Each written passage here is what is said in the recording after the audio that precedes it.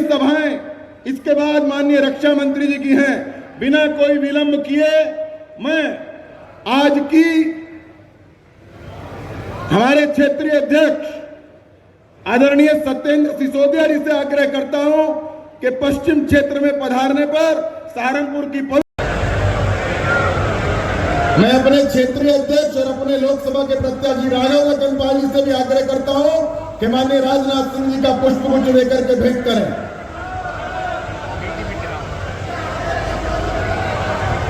बोल भारत माता की, भारत माता की।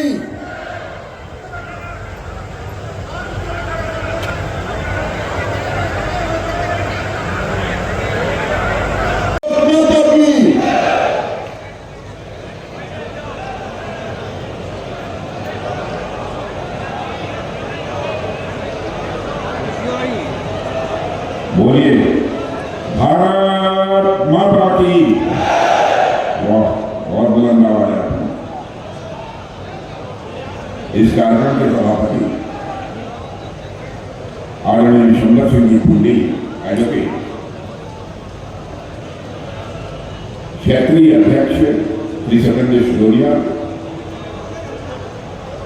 श्री यशवंत सैनी जी राज्य मंत्री उत्तर प्रदेश सरकार, श्री ब्रजेश सिंह जी राज्य मंत्री, श्री सत्यपाल जी सैनी प्रदेश उपाध्यक्ष, श्री रमेश गौड़ कश्यप क्षेत्रीय उपाध्यक्ष, डॉक्टर महेंद्र सैनी जिलाध्यक्ष भाजपा सहारनपुर, श्री पुनीत त्यागी महानगर अध्यक्ष, श्री डी.के. शर्मा, श्री वाई.पी. सिंह, श्री मांगेराम चौधरी, श्री नवाब सिंह जी नागर, श्री विजेंद्र कश्यप, डॉक्टर अजय सिंह, राजीव डूंगर, श्री देवेंद्र मिंद, चौधरी कृष्ण और श्री मुकेश जी चौधरी। और इस कार्यक्रम में मौजूद मेरे सभी सम्मानित बहनों एवं भाइयों, बहन भाइयों, लंबे अरसे के बाद इस स्थान पर किसी काबिल सभा को संबोधित करने के लिए आप लोगों के सामने खड़ा हुआ। इतना ही कहना चाहूंगा, देर से आया हूं लेकिन पूरी तरह से दुरुस्त आया।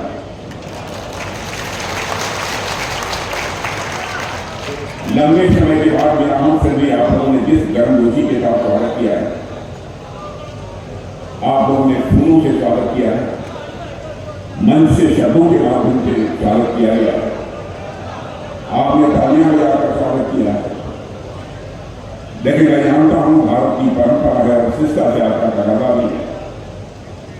स्वागत, अभिनंदन और सलाम दुआ कभी एक कथा नहीं होना चाहिए। इसलिए मैं भी अपनी तरफ से शीश झुकाकर आप सभी बहन भाइयों का हार्दिक अभिनंदन करता हूं, आप सभी का स्वागत करता हूं। उत्तर प्रदेश में सरकार में कई जिम्मेदारियों पर लगा कर चुका। उत्तर प्रदेश के लोगों के साथ मेरा बहुत ही घनिष्ठ और अटूट रिश्ता। लेकिन जानते हैं, केंद्र की राजनीति में जाने के बाद अपने प्रदेश के लिए जितना समय देना चाहिए चाहते हुए भी मैं उतना समय नहीं दे पाता। लेकिन मैं सच बताऊं, जब कभी उत्तर प्रदेश में मेरा कार्यक्रम लगता है और मुझे जब यहां पर आना होता है तो मुझे आत्मिक सुख की प्राप्ति होती है, आत्मिक सुख की प्राप्ति होती है। अब इसके पहले परसों में तमिलनाडु में था, कल अरुणाचल प्रदेश में था। लगातार कई दिनों से सारे देश भर में सार्वजनिक सभाओं का सिलसिला चला और उत्तर प्रदेश में आज शुरुआत कर रहा हूं। इस सहारनपुर की धरती से, बेहद की धरती से मैं यहाँ चुनावी अभियान का शुभारंभ है। हमारे उत्तर प्रदेश की सरकार श्रीमान योगी आदित्यनाथ जी के नेतृत्व में चल रही है। केंद्र की सरकार हमारे प्रधानमंत्री मोदी जी के नेतृत्व में चल रही है। मुझे बताने की जरूरत नहीं है, केवल उत्तर प्रदेश ही नहीं बल्कि सारे हिंदुस्तान की जनता इस सच्चाई को स्वीकार करती है। चाहे यहाँ के मुख्यमंत्री योगी जी हों, चाहे हमारे देश के प्रधानमंत्री मोदी जी, दोनों लोग अपनी जिम्मेदारी का बखूबी निर्वाह करते हैं, ठीक तरीके से निर्वाह करते हैं। इस सच्चाई को भी नकारा नहीं जा सकता। केंद्र में मोदी जी के नेतृत्व में सरकार बनने के बाद सारी दुनिया में भारत का कद बढ़ा।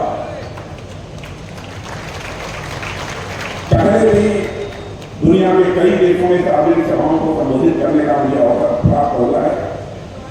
आज भी कई अंतर्राष्ट्रीय मंचों पर दुनिया के दूसरे देशों में भी जाकर विचार व्यक्त करने का अवसर मिलता है। लेकिन मैंने यह अनुभव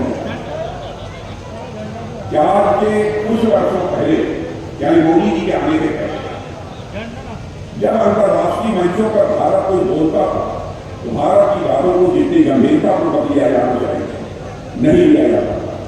लेकिन मेरे भाइयों, आपको जानकर खुशी होगी, आज भारत के अंतर्राष्ट्रीय मंचों पर तो बोलता है, सारी दुनिया कान खोल कर सुनती है कि भारत बोल क्या रहा है। यह सारी दुनिया में भारत के कैसे है, यह दुनिया में भारत का कर रहा है। यह कोई छोटी बात नहीं। मैं जानता हूं आप लोग भी मानेंगे, आप लोगों की भी सभी राजनीतिक पार्टियों से अपेक्षा होगी। राजनीति केवल सरकार बनाने के लिए नहीं की जानी चाहिए, राजनीति की जानी चाहिए तो देश बनाने के लिए राजनीति की जानी चाहिए, और यही काम भारतीय जनता पार्टी कर रही है। देश के रक्षा मंत्री के रूप में भी मैं आपको विश्वास दिलाना चाहता हूं बहनों भाइयों कि हम भारतवासियों का मस्तक किसी भी सूरत में झुकने नहीं देंगे, झुकने नहीं देंगे। हम आपको पूरा विश्वास दिला। भारत की सीमा पर जिस तरीके से हमारे सेना के जवान अपनी जिम्मेदारियों का निर्वाह कर रहे हैं, उनकी सराहना केवल भारत में ही नहीं बल्कि उनके शौर्य और पराक्रम की सराहना दुनिया के देशों में होने लगी। आपका भारत अब कमजोर भारत नहीं रहा है, आपका भारत यह ताकतवर भारत है। मैं एक घटना की जानकारी आपको देना चाहता हूं। आज के कुछ महीने पहले कतर देश का नाम आपने सुना होगा। कतर में हमारे इंडियन नेवी के कुछ रिटायर्ड ऑफिसर वहां पर काम कर रहे थे कुछ कंपनियों में। किन्हीं मामलों में कोर्ट ने उन्हें फांसी की सजा दी। ये तो भारत के ही हमारी नौसेना में भी अपनी सेवाएं दे चुके थे। बहन भाइयों, स्वाभाविक है हम लोगों को परेशानी हुई। कोई ऐसा अपराध नहीं था कि फांसी की सजा दी है, लेकिन कतर की अदालत ने उन्हें फांसी की सजा दे दी।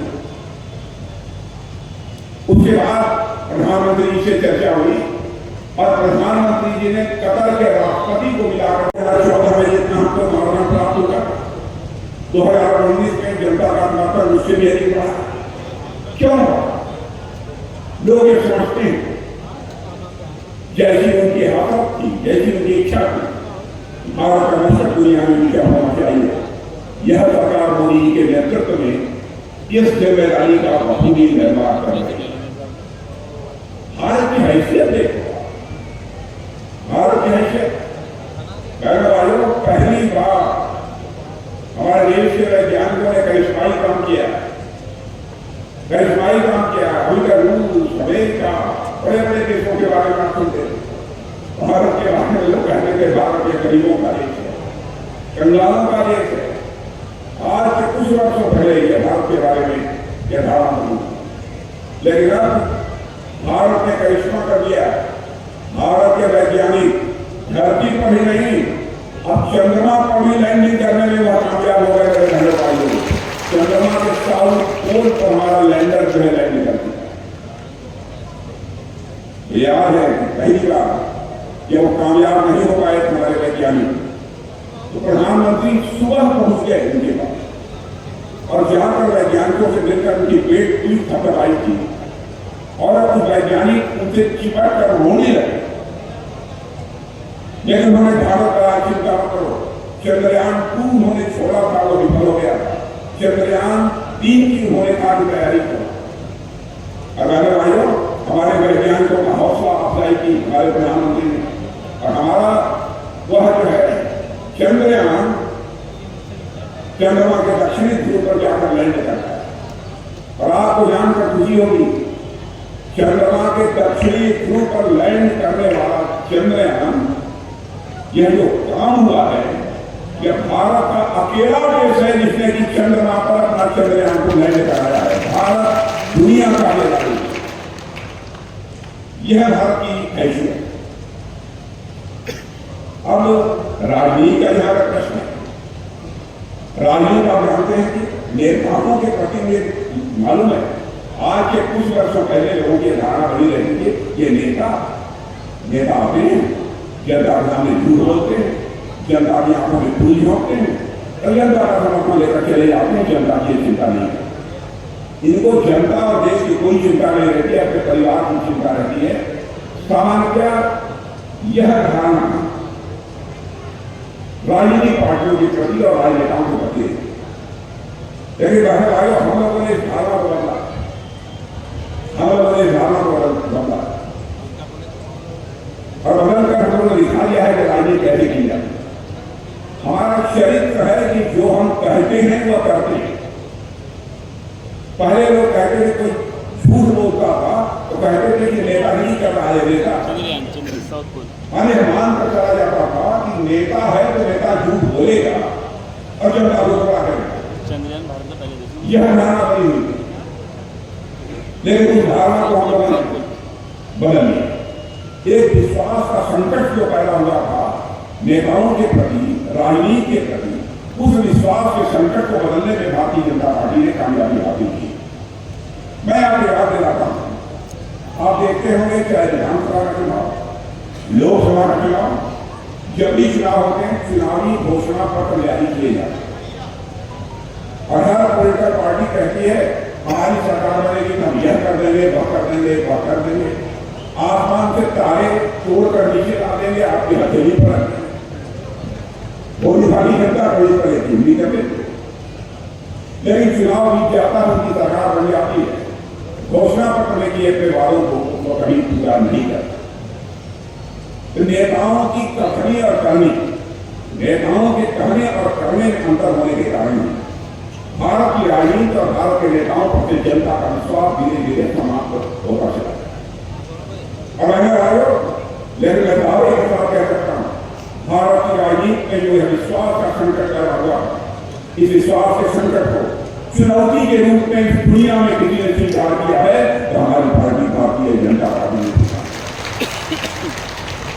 हमारी पार्टी, देखिए व्यक्ति हमारे यहां गड़बड़ हो सकते हैं, मैं यही कहता हूं हमारे यहां सब एकदम दूध के दूल्हे, इतनी बड़ी पार्टी है, यहां भी लोग हो सकते हैं, लेकिन हमारी पार्टी का जहां तक सवाल है, पार्टी जो कहेगी वो कहेगी। मैं आपको याद दिलाना चाहता हूं, हम लोग अपने घोषणा पत्र में वादा किया, जिस दिन हमको भारत की संसद में स्पष्ट बहुमत मिल जाएगा, जम्मू कश्मीर जिसे धारा 370 के तहत विशेषाधिकार प्राप्त है, हम धारा 370 को चुटकी बजाकर समाप्त कर देंगे और आपने देखा कि धारा 370 चुटकी बजाकर समाप्त। यह है हम लोगों ने कहा था जिस दिन हमारी सरकार बन जाएगी, चाहे किसी भी जाति, चाहे किसी भी पंथ अथवा किसी भी धर्म की मानने वाली हमारी माँ बहन होगी, वो हमारी भी माँ बहनें बहनों, केवल उसी धर्म के मानने वाले लोगों की माँ बहन नहीं है। उसकी इज्जत की चिंता करना, उसके सम्मान की चिंता करना, यह हमारा नैतिक धर्म है। तो हम लोगों ने कहा था, लोग कहे था दूसरे धर्म के लोगों का मामला आप क्यों बोले? कोई भी धर्म, किसी धर्म के मानने वाले माता बहनों के साथ कोई जुल्म होगा तो हम उसका विरोध करें, क्योंकि हमारे यहां स्त्री को शक्ति स्वरूपा कहा, शक्ति स्वरूपा कहा गया है। हम जिन देवियों की पूजा करते हैं नवरात्रि में, वह सब शक्ति स्वरूपा है। मां शाकंभरी की धरती है, शक्ति स्वरूपा है मां शाकंभरी। हम लोगों ने कहा था हमारी सरकार बन जाएगी, हम कोर्ट की चिंता नहीं करेंगे, हम 3 तलाक की प्रथा को समाप्त करेंगे। शादी होने के बाद 3 बार तलाक तलाक तलाक बोलकर उस बेचारी की आप छुट्टी कर देते हैं। और मेरे भाइयों, आपने देखा कि संसद में बहुमत मिल गया, चुटकी बजाकर मेरे सारे कामों की चर्चा करो, एक बहुत लंबा समय लगेगा। गन्ना किसानों का भी बहुत सारी समस्याएं रहती थी, मैं भी मुख्यमंत्री यहाँ पर था, कुछ समस्याओं का समाधान करने की कोशिश की थी, लेकिन करीब इस समय होगी भी है कि नहीं, क्या है हमको जानकारी नहीं है, मैं बात करूंगा बाद में। लेकिन मैं समझता हूं कि योगी जी है, समाधान होगा, मेरा पूरा विश्वास। आपकी सारी समस्याओं का समाधान होगा, ऐसा मुझे पक्का विश्वास है, पूरा विश्वास। जहां तक समाजवादी पार्टी और कांग्रेस का प्रश्न है, मुझे याद है 2017 का जब विधानसभा का चुनाव शुरू हुआ था, समाजवादी पार्टी ने और कांग्रेस ने दोनों ने एक नैरेटिव चलाया था कि भाजपा से उत्तर प्रदेश के पिछड़े नाराज। 2019 में फिर इन लोगों ने एक नया नैरेटिव चला दिया कि ब्राह्मण नाराज। फिर 2022 में एक नैरेटिव चला दिया कि जाट नाराज। फिर 2024 में नैरेटिव चला दिया कि राजपूत नाराज।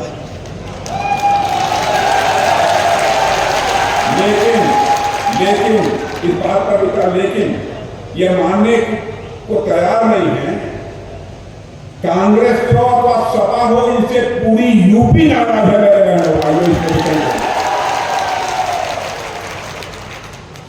और यही कोई किसी की नाराजगी होगी, मैं जानता हूं नाराजगी का समाधान हम लोग निकालेंगे। इस सपा कांग्रेस नहीं निकाल सकते, इसका समाधान भी कोई निकाल सकता है जो भाजपा।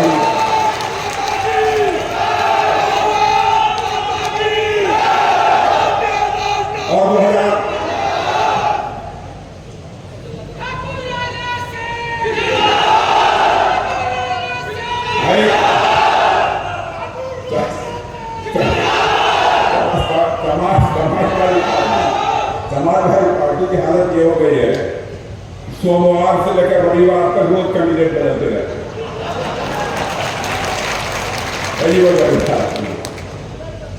कांग्रेस की हालत ये हो गई कि उनको उम्मीदवार ही नहीं मिले, कैंडिडेट नहीं मिले। अरे आप लोगों को कोई तैयार नहीं, मिल ही नहीं रहा। यह हालत मैं समझता हूं 2000 चुनाव के बाद तो पूछेंगे सपा कौन, लोग सपा को समाप्त पार्टी, कांग्रेस कौन, तो लोग पूछे कौन कांग्रेस। यह हालत लोगों की हो गई, बड़ी अजीबो गरीब स्थिति है। बहनों, राघव लखनपाल शर्मा को जी पार्टी ने चुनाव के मैदान में उतारा है। मैं आया तभी लोगों से मैं पूछ रहा था, मुझे खुशी है कि राघव लखनपाल शर्मा को आप सबने आशीर्वाद दे दिया। मैंने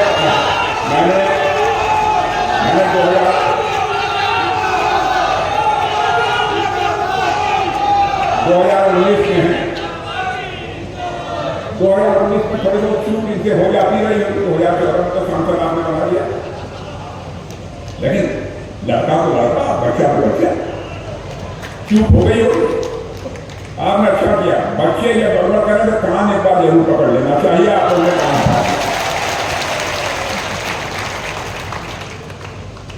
लेकिन इस बार मेरे कहने वाले हमारे राघव लखनपाल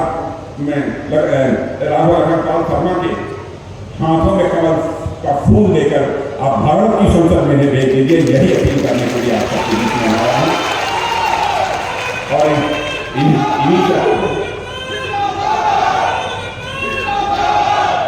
और यहाँ नौजवान में देखता हूं बहुत बड़ी संख्या में नौजवान भारत को हम आत्मनिर्भर भारत बनाना चाहते हैं ताकि सबको रोजगार मिले। यह हमारे मोदी जी का संकल्प है। आपको मालूम है पहले जो हथियार तो गोले मिसाइल यह सब जो सारे बनते थे मेरे रहने वाले दुनिया के दूसरे देशों में बनते थे, हम उनसे खरीदते थे। अब भारत की धरती पर हम बना रहे हैं और भारतवासियों के हाथों से बना रहे हैं और 31,000 करोड़ रुपये का हम लोगों ने खोल भी कर दिया। हाँ, कैसे नौजवानों के हाथों को रोजगार मिलते इसके लिए कई योजनाएं चलाई जा रही हैं। इन्हीं शब्दों के साथ मैं पुनः आप सबके प्रति आभार व्यक्त करते हुए अपना निवेदन यही समाप्त करता हूँ। बोलिए भारत